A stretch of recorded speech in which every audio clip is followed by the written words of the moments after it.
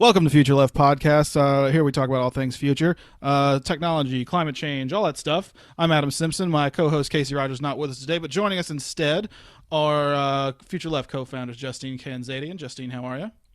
Hi, everybody. I'm good. How are you, Adam? I'm fine. And we're also live from Cairo, Egypt, Mike Bufano. Mike, how you doing Uh, today? I'm doing all right, Adam. How are you doing? I'm doing just fine. And we got a lot packed into this podcast today. We're going to be talking about the news. We're going to be talking about Mike's article, which you should find as soon as possible and give it a read at futureleft.org. Can't miss it, I promise. And be sure to also like us on Facebook, follow us on Twitter, SoundCloud, LinkedIn, YouTube. We are also now on iTunes and coming soon, Stitcher for all you podcast people that are into those things.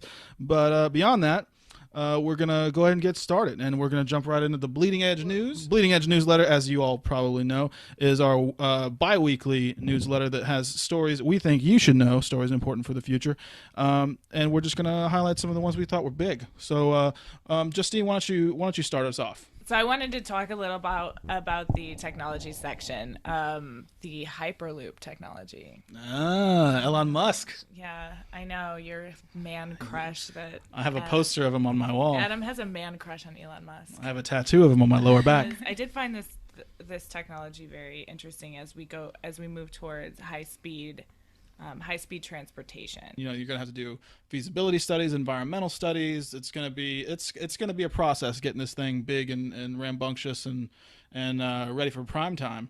But maybe this is Elon Musk's main issue is making traffic in California better. Between self-driving cars and Hyperloop, I think we're on our way, I think. This technology actually made me really excited. Even though everyone said it was underwhelming, I really felt like I thought it was pretty cool. It was a step towards solving a huge problem. Sure. Transportation is so frustrating. Big things start off in little ways. I mean, if you looked at the first automobile, the first plane, I don't think a lot of people could have imagined what it would have turned into. Absolutely. And Mike, from the Bleeding Edge this week, what was your favorite story? Okay, my favorite story came from the Huffington Post. This was a story about the formation of, at least the beginning of the formation of what looked like to be international labor unions. The members of the AFL, and for those who don't know, that's America's largest labor union, met up with labor unions in the European Union, and they began to discuss the effect of free trade on labor rights. And one of the things they were looking to confront was this right-wing populism that has emerged with Donald Trump and Absolutely, yeah. This tendency amongst a lot of the poor to support a lot of these racist nationalists. And a lot of left-wingers, I think one of the ways they could counteract some of the problems of free trade is by forming these international organizations that can, in many ways, bring an international New Deal, not just for one nation, but for the entire globe. Yeah, I don't know that that's a successful strategy is my problem. I don't know that labor, certainly in a global sense, can organize in the way that labor can locally and perhaps nationally. The idea that you're going to expand labor unions and, get textile workers in Bangladesh to participate in the interests of American workers. I'm the big government guy. I think it comes down to regulation. I mean, in my mind, the antidote for free trade is in many respects fair trade. Aren't we going to just have robots that solve this soon? Isn't that? Are we just going to automate this? That's what concerns me, of course. But that's 2 decades. That's lovely. like a decade, maybe more, like to where that actually starts having huge effects on developed countries, and then in the developing world, where most of our we've outsourced most of our labor, it's going to be even longer, I think. Since the developed world will likely automate its labor force sooner, don't you think that we'll stop outsourcing? It'll be automated. It'll be more efficient. It'll be cheaper. I mean, that depends. Is it cheaper to employ a factory full of robots, or is it cheaper to employ a factory full of child labor?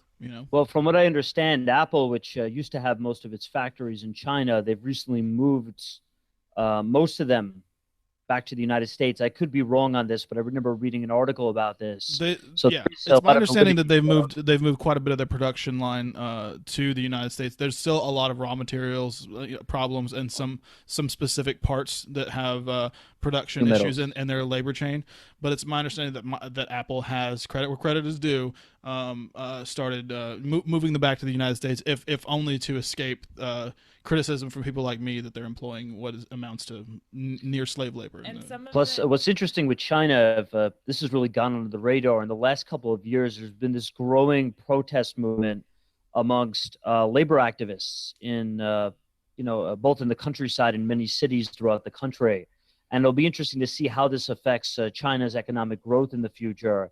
Now that a lot of international companies might not see China as a place where they could dump their factories to, exploit cheap labor anymore.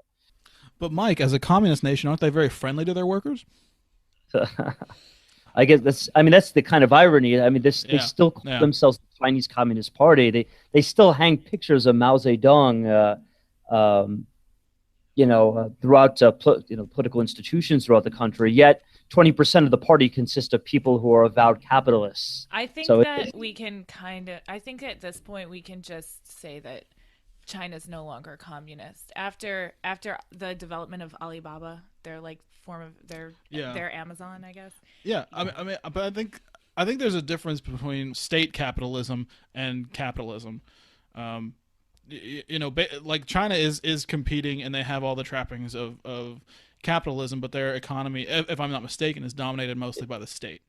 Yeah, it's there are quote unquote private entrepreneurs, but you get access to state resource. Like Chinese state has privatized over half of their factories over the last couple of decades.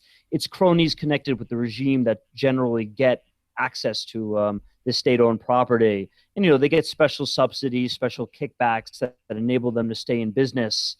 So it's really tough, a full capitalist system. It's more what we call state corporatism.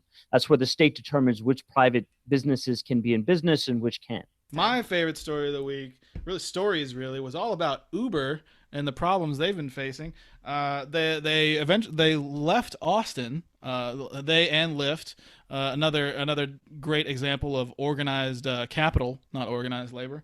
But we'll get to organized labor. Basically, they had to leave the city because the citizens there they rejected an ordinance. I think they rejected an ordinance that basically would require Uber to go through the background check process of using fingerprints rather than their electronic verification system. And really, I think that problem is kind of like it's not broke, but they're trying to fix it anyway. I don't know that fingerprints are necessary, but the big news for me, it was in the Bleeding Edge, was about Uber recognizing not a union in New York, but a drivers guild. I didn't really understand all that bullshit. Oh, sorry, go ahead. Yeah, just a little bit about it. It's not a union. Do not call it a union. There's about 35,000 drivers in this guild. What is this, a medieval institution? Exactly. I always think of these stupid there are like Skyrim with the Thieves Guild. And the Merchants Guild. But anyway, there are horse and buggy. Yeah. New York's a little behind the time, but basically this drivers guild is gonna have monthly meetings with Uber management. They're gonna have the ability to appeal being banned from the app, which has been a big concern because there's really no process. You just wake up and you can't work, and you don't know why, and there's no appeals process. So there will be an appeals process, which is nice, and. They'll also be able to get legal services and discounted insurance from the guild. The guild is actually being run by the International Association of Machinists and Aerospace Workers, also known as the IAMAW. So it's run by a union, and they're getting some union services, but they are the Drivers Guild itself is not a union. What they can't do is they cannot bargain over reductions in fares and rates, which has been a big problem for Uber drivers. Uber had this big campaign where they were trying to get drivers in New York. They were told you're going to make $90,000 a year in New York, and then of course doesn't talk about all the expenses that go into gas, all the expenses go into maintaining a car. The main thing, they signed up for these like a $90,000 a year salary, and then Uber cuts in a single year. They cut the rates of Uber 35%, which comes out of their end. I think I remember something from that article in line with the problem with a lot of these drivers is that they're hired on contract. They're not, Yeah. on. That's They're not. that's the big thing. They're not employees. They're independent contractors. It's a little bit like a restaurant where you don't actually have a guaranteed salary. You show up and you use the restaurant space, and you like every table is basically a fare. I'm like Justine. You have some experience in salon. I have some experience in bars. And all very, I don't know how you feel about it. I always felt that a restaurant was very exploitative. I get a sense that Uber is very exploitative. You got billions and billions of dollars going to the people at the very, very top. Meanwhile, the people that are actually doing the work that makes the money, they don't get sick days, they don't get holidays, they don't get any kind of guaranteed wages. When someone gets mad about not being able to make a living wage, they just said, hey, you're an independent contractor, you can work a 17-hour day if you want. You get to choose your own schedule. Yep. It boggles my mind how restaurant owners aren't breaking some type of labor laws by the way they treat their waiters. They are breaking laws. No one reports it. I can tell you, there's a lot of law breaking that goes on. There's a lot you get clocked in on basically no one's time cards. That way, the owner doesn't have to worry about paying you overtime. There's all kinds of rule breaking that goes on, but honestly, a lot of the bullshit comes because they like the rules have been set up to benefit them and to support this really exploitative thing. Not the least of which by quote unquote the other NRA, the National Restaurant Association, that they've lobbied against raising the minimum wage for tipped workers since the 70s, if I'm not mistaken. One thing I would point to, and I want to plug it because I've been doing a little reading about it. There's another startup called Juno. The CEO is setting up because he wants it to be the Costco of ride sharing. So instead of taking 25% of the fare, they're only going to take 10%. They are going to recognize the drivers as employees, and after 2 years of being employed, you get equity in the company. Oh, wow. And you know how I feel about worker ownership. I think it's the most economically sustainable system. You're not going to have some idiot billionaire like I don't want to call anyone the Travis, whatever his name is. I'm not, it just really bugs me that he's running around with billions and billions of dollars, and then when Austin decides that they want fingerprinted background checks, he says, all right, we're out, and then 10,000 drivers suddenly don't have income that they did yesterday. That is, and the Uber had until 2017 to implement these changes, but no, they decided we're cutting off all of our independent contractors. So you know what? I'm fine with calling Travis, what the hell is his name, Time Man of the Year runner-up. Fuck that guy. Also, having contracts, would create increased stability for these companies as well. Just in terms of having experienced drivers, it's you'll make more profit if these guys are all getting 5 stars, 4 stars, right down their rating. And so I think that some should be independent contractors. If you're working part-time, being an independent contractor is probably fine, but if this is your full-time job, that's different. Well, it's like Juno, the only way you can be an employee if you're working for them exclusively. So a lot of Uber and Lyft drivers, they work for whatever ride-sharing app they want because they get a better fare, to get a better rate. They'll do whatever's good at any given time of day. But Juno, they will make you an employee, but you can only work exclusively for them. If you want to work for other ones, that's fine, but you'll be an independent contractor, is how Juno does it. Or how they would do it. This is all from a Vanity Fair piece that I read. It starts off really weird. They start by like describing the CEO's appearance as like a man who clearly grew up in the Mediterranean, and I'm like, who the hell cares about that? That's very generic. That could be Mike. It could be Mike. Do I run Mike, Juno? That could be us. All right. Moving on. Moving on. The next thing we're going to talk about today is Mike's article, "Oil in America: Too Rigged to Fail" by Michael Bufano, available at our website and at futureleft.org. So this article, if you don't mind me describing it a little bit for you, Mike, it's about just how much oil infects our political and economic systems. The lobby secures billions of dollars in subsidies, gives millions of dollars to campaign contribution, which is actually a pretty sound investment if you get $1 billion for $1 million. And pensions, mutual funds, banks, all tied up and invested in this industry. All at the expense, I think you'd say, of more sustainable and programs that are conscious of the future. I'm trying to find a way to describe that, but you know what I mean, Mike. We're all about the future here.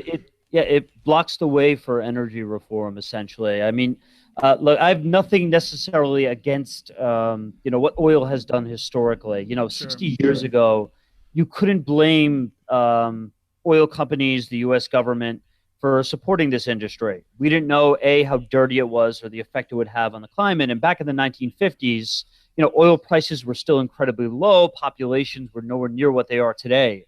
Right. However, with the coming of the 1970s, populations exploded throughout the world, and with the formation of OPEC in the Gulf, prices skyrocketed.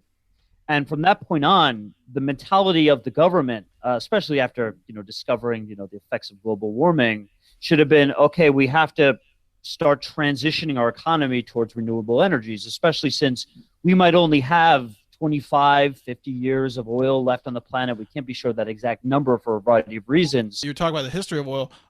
John D. Rockefeller, founder of Standard Oil, one of the pioneers of the industry in the United States, his children have begun divesting from oil, which I think is a really interesting idea. They're just like, it's not sustainable. We can see that. Papa couldn't see that. And Bill Gates has done the same thing recently. The Bill and Melinda Gates Foundation are divesting from BP. I heard this week. And this is what we need in the future. We need to start to see big businessmen turn their backs on this industry and start to put money into alternative energies. I mean, when I've looked at comparing the campaign financing, it just doesn't compare between oil and the green energy sector. So you have someone like Ted Cruz who's getting tens of millions of dollars for his campaign financing from the Wilkes family and a lot of these other big shale oil companies. Hillary Clinton has gotten millions of dollars, but yet Hillary Clinton has only gotten about $100,000 or so dollars from alternative energy. They simply you never hear about corruption in big wind farm industries. Now, moving on, so just some questions that we've got on Facebook from actually some people that share DNA with you, Michael. Oh, my own brother. That's right. Your own brother stabbing you in the back. He doesn't share my love for alternative energy. So. No, he doesn't? No, the opposite. Why? No, he said, first of all, let's see, oil's done so much good for us, is what he says. Jobs, development. Everyone uses oil. Mike, why you taking a big stinky poop on the oil industry? Wait, can I give a quick answer? Can I give just a quick? Sorry. Sure. She's gonna woman-splain. She's gonna woman-splain this to your brother. Oil was great. Oil was great. It was like a first marriage. You had your kids, and then you decided that you needed to move on, and you need to go to something better, and you're in another phase in your life, and. That doesn't mean it failed. Yeah. It just means that you're moving on. Yeah. We have to move on to something else. Oil treated you wrong, and you deserve better. Exactly. Thank you, Adam. That cheating whore. And that true Justine. Sorry, that cheating sex worker. It's 2016. We don't say the word whore. Come on. Anyway, Mike, why don't you respond to your brother's? Okay, it's so scientifically. Oil is going to run out, and even if you want to be one of these global warming deniers and ignore all scientific evidence, you can't ignore at all the fact that, look, this stuff is going to run out of this resource. So we have to move away from it. And the second point I'd like to address of his, a lot of people think that through this article, I'm somehow promoting big government and being anti-free market. That was my next question. Is is it mo taxes, mo government? Is that what you're proposing here, Mike? All I'm saying is we have to move big government from one direction to the other. This idea that it's been small government that has supported this fossil fuel system is just ludicrous. I mean, when you're talking about $21 billion a year in terms of subsidies, that is not small government. Oil companies have been getting the benefit of the doubt, and it's not just directly through these subsidies. I mean, our entire infrastructure has benefited the automobile since the 1950s. The Highway Act being passed in 1956, the Eisenhower administration. We have been supporting the oil industry through government money, through the type of infrastructure we've been building over the last 60 years. What I'm proposing is a different way to use government. So this is not about capitalism versus socialism. This is about how do we use the instrument of government to solve a problem. And the problem we have right now is that the fuel that runs our entire economy, it's running out, it's dirty, it needs to change. And yes, just as Justine says, we have to have a divorce from it. We really do. And we have to move to this new type of technology that's going to... We need to get a newer, younger gal. That's what we need. And exactly. We need a different type of partnership. An open relationship, Maybe perhaps. we have an open relationship. I don't know where this metaphor is going. I've lost it. Let me pose a different question, and this is not exactly related to oil, but something I think your brother raised this one as well. He mentioned that technology will save us. Don't worry, we'll work out the technology. How do you that as someone who's really interested in technology, that article kind of made me mad. But that argument made me mad. Let me just go get my magic wand. Yeah. I'll wave it, and technology will magically solve this. Do some science. No, Yeah. well, how I do you think feel? technology is part of the solution, right? But there's You always can't going sit to around and wait for it, though. there's always going to be some communal regulation of whatever new technology comes about, whether in the form of taxes, regulation. We have to be adults about this. And the idea that, Reagan came along in the 80s and got rid of government and regulation. I'm sorry, this is just not true. You know what he didn't get rid of? AIDS. What did he get rid of? He didn't get rid of AIDS. No, he did not get rid of AIDS at all. Why would you cut that out? That's just The man did not act on AIDS. Okay, it's a he did fact. not. That's true. Not at all. He's a bad man. That's my Reagan impression. That was good. That was really thank good. you. That's a very good Reagan impression. I'm really impressed by that. Yeah. Okay, go on, Mike. Okay, well, anyway, we have to be adults about this, Adam, and Enough Reagan impressions? What are you trying to say, bruh? So anyway, we have to be adults and realize, look, no matter what happens, there's always going to be some government involved. No matter how much these pessimists on the left and the right try to argue against, the need for governance, we've had, as a species, since the beginning of civilization, we've had government. It's how we use that government that matters. And we can't simply just say we're not going to have, even if you got rid of government, it would be replaced by another government. So it's just, human beings need structures, we need systems, and it just depends on how we use government that matters. That's what's important there. And we need to direct government towards cleaner energy, towards green energy. And there should be a lot of optimism out there, because I think there are a lot of great technologies coming out. But this is what I would say to my brother Rick. We cannot promote green energy and oil at the same time. We can't give $21 billion to the oil industry, then give a few million to companies like Solandra and expect for it to be okay. So do you think that we've kind of learned our lesson on how we funded oil? We're very entrenched in this industry. So moving forward, once we finally do, we will have to move toward green technology. And once we do that, do you think we've learned our lesson so that green technology doesn't do this same thing when it comes to policy? Well, this is, my brother brought up one point that I really liked, and so I'll have to give this to him. Anytime you subsidize a technology, there's always the threat that once you give that subsidy, that industry will become dependent on the government money. And if the government doesn't handle it the right way, where they slowly cut the subsidies off as the companies improve technologically, you can get clientelism. That's where the companies themselves become dependent on government revenue and not profit. So I think that with any industry, that is always a worry. But that's why we need good government regulation. My issue with that is that subsidies for an industry that's in its infancy, or an industry that's developing, it can be an encouragement for investors and for entrepreneurs to take risks in the marketplace with new ideas. And when we're facing down the barrel of a threat like climate change, I think that's in order. And I thought capitalism was supposed to be about risk.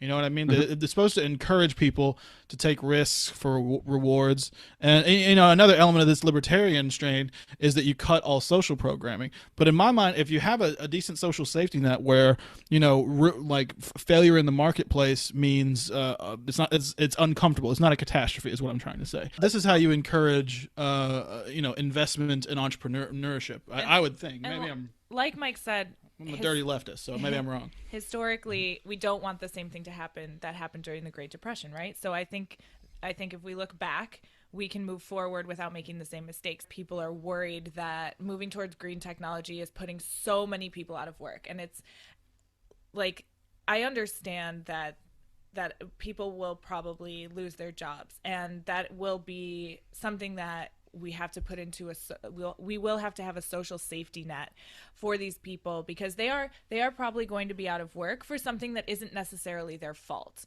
Sure. We can put them into training programs. I'm sure that they're moving forward. We can come up with different ways to educate them, train them. Maybe they do an early retirement and we bring in younger people who have a different skill set, something to solve that.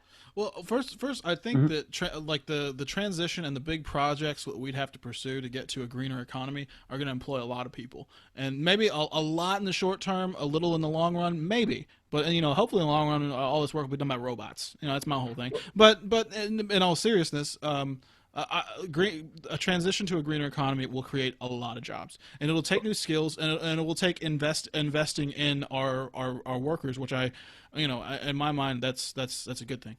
This divestiture, it is going to cause ripple effects, and it's definitely going to cause some structural problems with employment. However, Adam brings up a good point. With the fall of one industry comes the rise of another, and people are going to have to be retrained. They're going to have to find new jobs in this new industry. This is just like when, the tractor came to replace the horse. People had to, leave the countryside, move to cities. It's a tough transition. We're going to have to deal with it. But here's the thing. It's either deal with that, or we're going to deal with what happens when the oil resources run out and we don't have an alternative left. Then we, go to Mad Max, and where our government might collapse. This is the third episode in a row we've mentioned Mad Max. Mad Can Max. I just Yes, say it we is. need to keep it going. Yes, we need to keep that it's a hat alive. trick. Oh my God. Yeah, it's a hat trick. Moving on. No, the main thing we're going to talk, the second half of this podcast, we're going to be having a discussion about Egypt. This conversation was originally recorded about a week ago. But it's basically about the recent round of protests that have been seen in Egypt. One of the biggest partners of the United States in the region, short of a few, is Egypt, and Egypt being one of the most populous and one of the most powerful countries in the Arab world, it's an important issue. Not only that, all three of us here have lived there. The people that were in on the conversation, me, Mike, and Casey, have all been to Egypt. Casey visited me when I was in Egypt, so Egypt's an issue near and dear to our hearts. Some things that have happened since we recorded, though. I know that 3 journalists got the death penalty. So the General Sisimo's on a roll, I think. It's depressing to talk about, just the how quickly things fell apart. Most people might not be aware of just how much idealism there was after the revolution on January 25th. For 2 years, there was a lot of hope and optimism, and I could feel it amongst my students and the people in the streets that things might be headed towards a better path. But then after about 2 years, the counter-revolution just quickly, it's like a flash, swept over the entire society. And on June 30th, it's as if collectively the society just gave up. I think part of it is people after a while they got tired of it, of the instability, and they were like, you know what, we prefer stability and more economic movement rather than democracy right now. Democracy's looking awfully messy. We're looking around the region, and they chose, and some people, and I think that choice is kind of wearing thin at this point. Certainly, I think we talk about that in the podcast you're about to hear. As soon as the Hosni Mubarak stepped down at the end of the 18 days, the Security Council of the Armed Forces stepped into power, the heads of the military. But over the next 2 years, the police were often absent from the streets. They weren't enforcing the laws as much. Traffic did grow worse. Garbage pickup grew worse. The bureaucracy, many of the bureaucrats were going on strike. So certainly the government wasn't functioning like it was before. I don't know if I'd call it anarchy. Certainly, I never felt during any of my time in Cairo in those 2 years where I felt like I was in danger. It was certainly a measure of Okay, like but controlled. That's because you're a man. Controlled. That's why you and- never felt like you were in danger. Oh no, that's a very fair point to make, Justine. Very fair point. Well, I think it really, in my mind, it was kind of a controlled and orchestrated kind of chaos. In a way, that's a good point to During make, Adam. during Mubarak, I could leave my apartment alone, and it was a little bit less terrible. Like after once they didn't really have a government in place, it was a totally different story. Do you wish Mubarak hadn't stepped down? I'm glad he stepped down, and I want to see them progress in a positive way, and that's not what's happening. And Well, I think although- Mike can answer why. A little Although bit better. Justine's using it's a little bit of a hyperbole. It's I love Egypt, but I don't have many good things to say about women's rights in the country or gay rights. Mike's against them. Egypt's. Thanks, Adam. But in all seriousness, Egypt's a country that struggles with its educational systems. The World Competitiveness Report ranked it 148 out of 148 on primary education very recently. And it's just, this is a country that struggles with education, women's rights, gay rights. And these are one of the issues that definitely affected the democratic process in the country, amongst many others: economic instability, continued political oppression. What needs to happen is the oil economy needs to crash and burn in the Middle East. The oil is the worst thing that could have possibly happened to this region. People might be saying, now that would be anarchy. Yeah, that was really surprising. Because here's the thing. Look, it's brought in a ton of money, right? But the problem is oil creates a system where the government could easily centralize control. It's essentially a rent. You don't have to put much work into it. The government, state-run oil industries are notorious for their corruption, and governments could use that money to distribute to loyal allies within the country, and also use it to fund the Interior Ministry and to suppress internal dissent. Oil has stagnated development throughout the region. And what Egypt needs, it has to diversify its economy. It has to get off the oil rents, the dependence on remittances coming from the Gulf. A lot of people that go to the Gulf as oil workers send money back. So I think that economy needs to crash and burn before serious change could happen. And of course, the United States has got to stop giving money to this government. I mean, I know the Suez Canal is a vital, important resource for the world, but we go into this dependence on oil here. The United States is funding some very nasty regimes in the region that have violated human rights. They certainly are, and chiefly among them is Egypt. And I think with that, we'll go to our our pre-recorded conversation about Egypt. So I hope you all enjoy it. Today we're talking about the current round of clashes, protests, and arrests in Egypt. We've all had some experience, at least with Egypt, but Mike currently lives in Cairo, and so we're going to turn it over to him and let him give us a rundown of the current crisis and the events on the ground as he's seeing them. Mike? Well, I thought I would just kind of start out with just discussing a colleague of ours at the American University in Cairo who he came from Great Britain, from Cambridge, and he came to study at AUC. And he came here to study labor unions throughout the country. And so he was only here studying abroad. His name was Giulio Regeni. And some people might have heard his story on the news.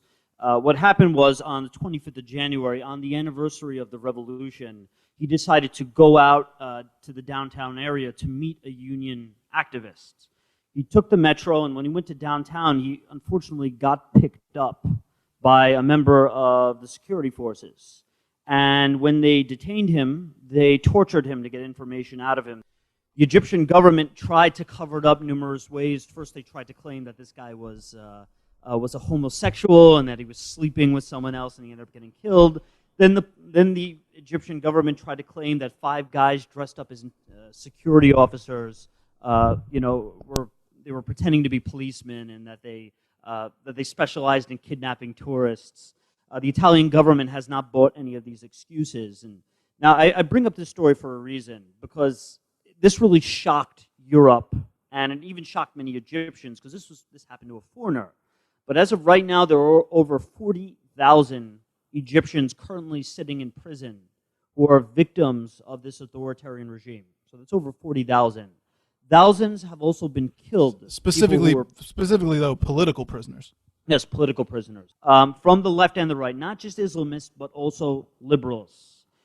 This regime, by the way, it's not just cracking down on members of the Muslim Brotherhood, but people who are atheists, people who are members of unions, people who are on the left side of the spectrum. Just on top of that, there's been a number of really bad gaffes this regime has made. For one, they tried to claim they invented this cure to hepatitis C and AIDS by inventing a machine that could circulate blood. It's just ridiculous. And they also, just recently, Sisi gave away 2 islands to Saudi Arabia behind closed doors without a public discussion. And this is actually the reason that there's protests right now. There was initially a lot of support for Sisi, but one by one, they've begun to turn on him. He's alienating the population. Where do you think his initial legitimacy came from? Was it his quote unquote bringing order? Is bringing order and stability. It was a counter-revolution. I would say that like really what brought Sisi to power and was a really broad coalition that wasn't really that they didn't have much in common beyond being against Morsi, being against some of the directions he was moving the country in. So to most Egyptians, are the military then, I guess, is probably the most familiar political face, I guess. With the exception of a small group of liberals and Islamists, most people have a very positive view of the military. Yeah. So I guess whenever a corrupt regime fails, the military revels in it because they can run right back in and be the heroes, I suppose. And I guess the people are happy to let them take that mantle. Well, it's amazing the political game they played, because when the protests took place in 2011, the military was very careful to distance themselves. And what they did was, instead of going into the square and shooting down protesters, they remained neutral. They didn't attack the protesters, and after Mubarak stepped down, SCAF immediately filled his place. Real quick, Mike, just so everyone understands, SCAF is a fun acronym. The Supreme Council of Armed Forces. Go ahead, Mike. And it's amazing. It's like they pulled a magic trick. It's a lot of Egyptians. They have the blinders on when it comes to the military. They don't. Yeah, that was always something that was very frustrating for me. Being in Egypt and like everyone. I think at critical mass before Mubarak stepped down, there was pretty much most of the people that I knew there were against Mubarak. But as soon as SCAF stepped in, it's like they couldn't. They didn't view the military as the ultimate authority in the country, which I thought was very strange. 60 years of beating down a national narrative. Well, probably also because of patterns. Like every time there's a corrupt regime, SCAF steps in and as the savior. Obviously, you and Adam, when y'all were living there, y'all were coming from an outsider perspective as Americans, and y'all had y'all were in a relatively higher socioeconomic status than a lot of people in Egypt to be able to have access to information and be able to see many different facets of things. The average Egyptian, when Adam was talking about, or I forget who said that, why despite their the things that they do to hurt the cause of democracy, the military is constantly seen with almost relief when they come in and take over. Is that because of the amount of information or the way that the sort of access that Egyptian citizens have?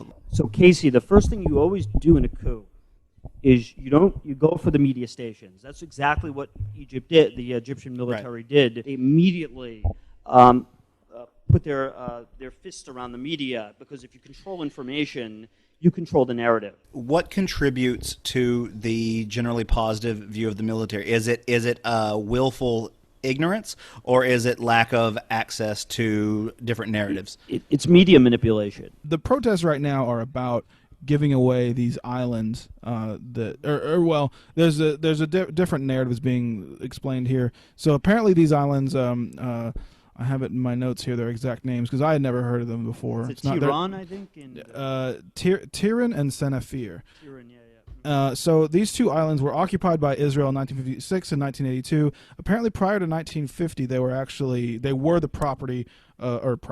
They were land that belonged to Saudi Arabia, but Saudi Arabia has never really had much of a military force. They rely on others. Hence, no one lives there. It's apparently only occupied by the military and stuff like that. But as part of this, it's being seen as this very large influx of money from the Gulf. I believe in the billions of dollars. I don't have the figure right here. I should have had that. But it's being seen as a sale, like selling the land, and I think that's being seen partially in the chance that that land is dignity. What importance do you think that the average Egyptian has, first of all, on these islands? Is it just about the perception of Egypt being seen giving away land, or is there more to this story? I'm going to give you a little insight on Egypt's educational system. One of the things they teach you when you're taking Arabic history courses is how sacred Egypt is. They call it Dunya. Dunya means mother of the world.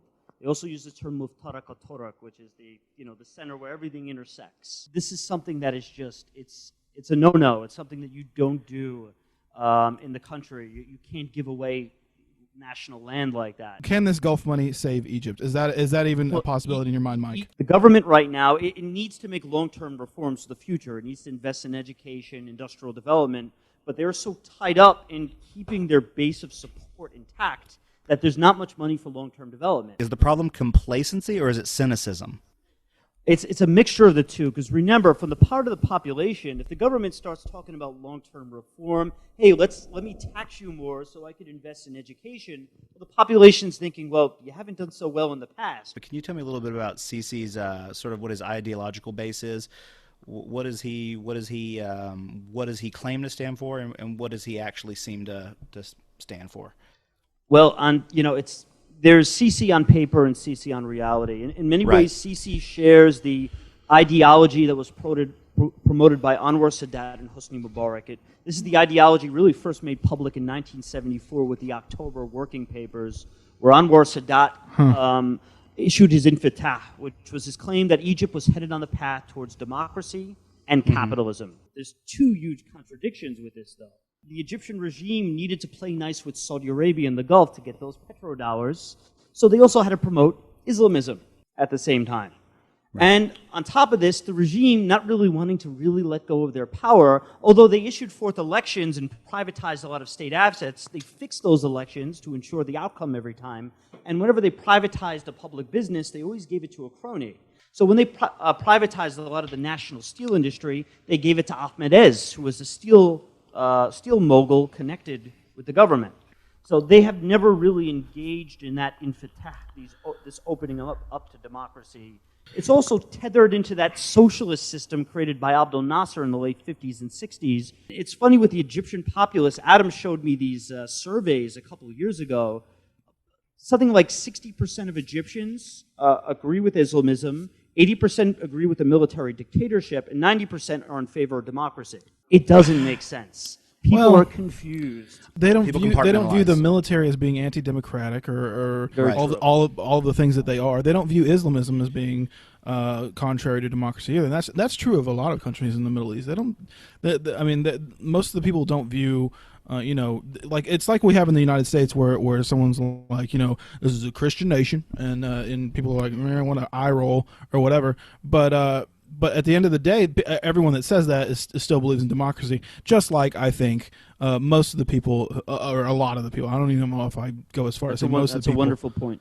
But a lot of people on the ground don't see a contradiction between Islamism or Islam playing a role in their government and democracy. Do you think that Sisi is going to go the way of Morsi and Mubarak? So ultimately, do you guys see the Egyptian military or the Sisi regime being able to put together any sort of reasonable strategy to improve the economic situation in Egypt? All of the Egyptian military's economic plans and prospects are based on the Egyptian military's inherent corruption. Trickle-down economics, it's not just a big lie in America, it's a big lie all over the world.